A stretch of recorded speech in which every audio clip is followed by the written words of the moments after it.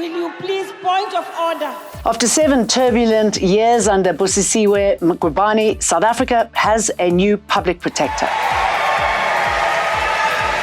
High-level intelligence collaboration leads to a 70 million rand cocaine drug bust. Celebrating a court judgment against EFF's Julius Malema, and from living rough on the streets to graduating with a master's degree in history.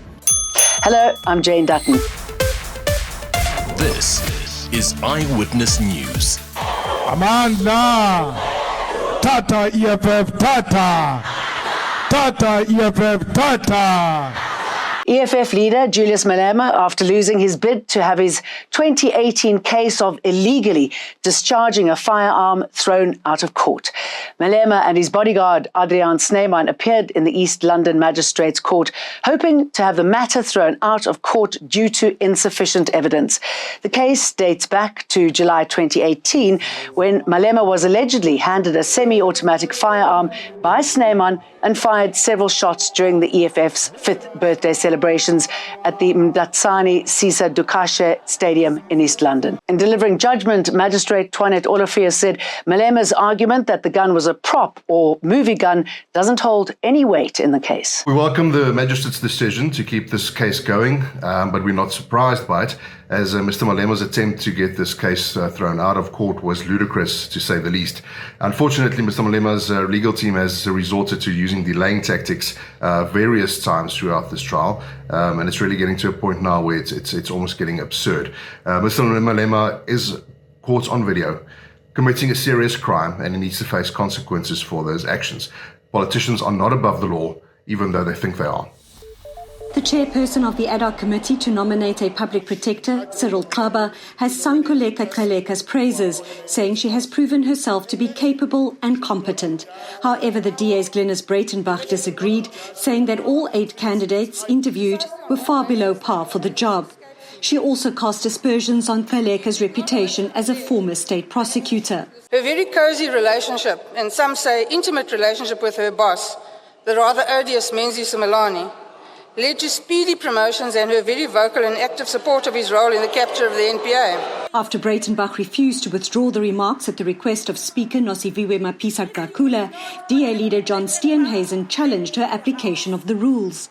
You are dishonest, you're a liar, you do not follow the rules of Parliament, you are a disgrace, you should not be sitting there. Breitenbach was ordered to leave the House, and the rest of the caucus has also walked out in a show of defiance. Lindsay Dentlinger, Eyewitness News, Cape Town City Hall. We have a new public protector. Koleka Xolani is accordingly recommended for appointment as public protector. After an unprecedented year for the Public Protector's Office, the National Assembly voted for a new one this afternoon. Busisiwe Mqubani was impeached last month, just weeks before her 7-year tenure officially ended. The Deputy Public Protector, Xolani, emerged as the preferred candidate of the ANC from 8 interviews held in August. The EFF had accused Xolani of bias in her investigations into President Cyril Ramaphosa, while the DA said she's not experienced enough. Xolani becomes the first Deputy Public Protector to ascend to the top job. He was not alone the day my brother died. There were more than one. And the whole world knows it already. Convinced they know who killed Robert Very, the Palm Ridge Magistrates courtroom was packed to capacity with family members of the deceased Very and supporters of Xolani Khumalo, the man accused of killing him.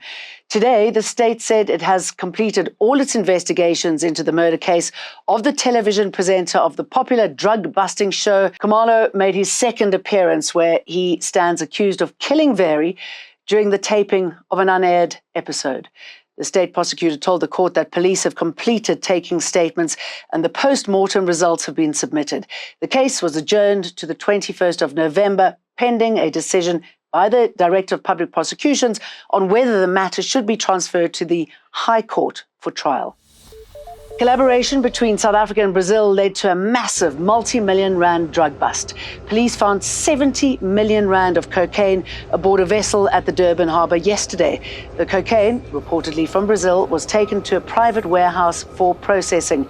Police say they're still trying to establish who was meant to receive the shipment.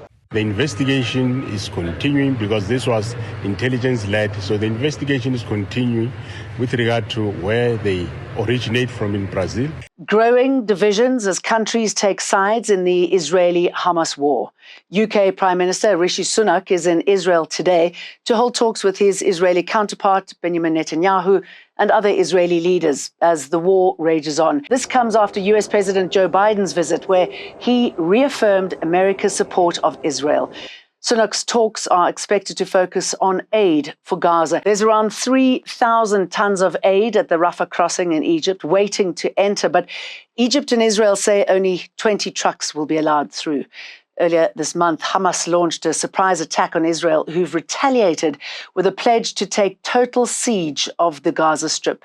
Thousands have been killed on both sides since the fighting escalated, including the bombing of a hospital in Gaza. Israel and Palestine have pointed fingers at each other for the current deadly conflict raging there. We've got a democracy today that is flourishing.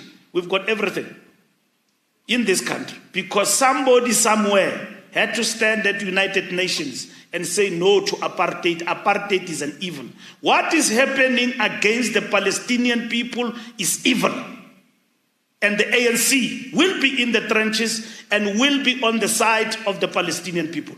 The Mbombela Magistrates Court has found the management of Lily Mine, the police and the Department of Mineral Resources all had a role to play in the 2016 collapse that led to the death of 3 people. A collapse at the Lily Mine near Barberton in February 2016 left 3 employees trapped in a container some 60 metres underground. An inquest into their deaths got underway in 2021 with judgment handed down today. This is what it said. Ultimately, Magistrate Anne-Marie van der Merwe today found illegal mining inside the crown pillar had hollowed out and weakened the structure, causing it to cave in on itself that fateful day, but that the mine's management, the Department of Mineral Resources and the SAPS all had a role to play. She's found the deaths of Priti Nkambula, Solomon Inyarenda and Ivan Mnisi were brought about by Lily Mine having failed to do a proper assessment, as required by the Mine Health and Safety Act, to determine the possible hazard the crown pillar might have posed, and by the failure of the SAPS and the Department of Mineral Resources to assist the mine's management in their efforts to combat illegal mining and or effectively and constructively address the problem, thereby failing in their constitutional duties. The judgment is set to be referred to the prosecuting authorities for potential criminal prosecutions. In the meantime, the family's lawyer, Richard Spoor, has said the judgment could potentially also pave the way for a civil claim against the state. Because the victims' bodies were never recovered, with the operation called off a month after the fact owing to safety concerns, the court was also tasked with confirming they had indeed died during this inquest, which van der Merwe today did. This was a difficult pill to swallow for their friends and family members, some of whom still hold out hope that their loved ones somehow survived. Bernadette Wicks, Eyewitness News, Mbombela.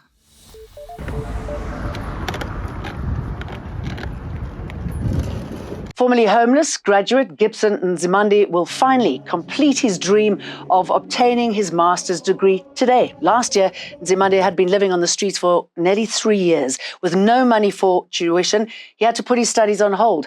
Despite his situation, he continued to do research for his master's degree, even though he wasn't registered at a tertiary institution. With the help of the listeners of 702 and 947, he was able to continue his academic journey and is set to obtain his degree.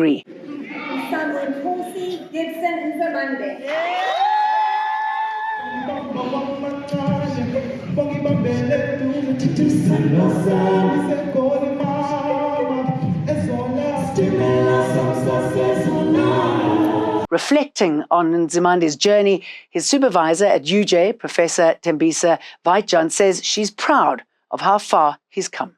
I think he's worked so hard and he's come a very long way against a lot of hurdles and challenges. And that's it from me. Remember to like and subscribe.